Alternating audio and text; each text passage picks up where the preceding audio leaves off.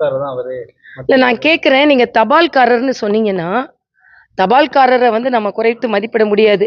பல பேற்றுக்கு இணைப்பை ஒரு தூரத்தில படிக்கிற ஒரு மாணவனுக்கு அவங்க அப்பாவோட இணைக்கிறது, தூரத்தில படிக்கிற ஒரு குழந்தைக்கு அவங்க கிராமத்தோடு இணைக்கிறது தபால்காரர்கள் தான்.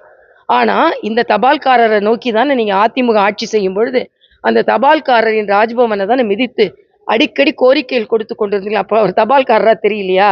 அதனால எதிர்க்கட்சியாக இருக்கும்பொழுது ஒரு நிலை, ஆளும் கட்சியாக இருக்கும்போது ஒரு நிலை. இதை அண்ணன் ஸ்டாலின் உணர்ந்திருக்கிறார்கள். நானும் கவர்னரா இருந்திருக்கேன். ஆளுநருக்கு கொடுக்க வேண்டிய மரியாதை கொடுத்துத்தான் ஆக வேண்டும். ஏன்னா, அவர் அரசியலமைப்பு சட்டத்தில் ஒரு உயர்வு பதவியில் இருக்கிறார்கள். அது வந்து அவங்களுக்கு கொடுக்க மாட்டேன் அப்படின்னு சொன்னா, நம்ம நிலை வந்தாரை வரவேற்கும் தமிழகம். வந்தாரை வரவேற்கும் தமிழகத்துல உட்கார்ந்து கொண்டு, ஒரு மாநிலத்திலிருந்து வந்தவரை தொடர்ந்து நிந்தித்துக் கொண்டிருப்பது எப்படி சரியாக இருக்கும் என்பது எனது கருத்து. இன்னைக்கு திரும்ப அவர்கள் ஒரு ரொம்ப மன அழுத்தத்துல இருக்காரு பாவம்.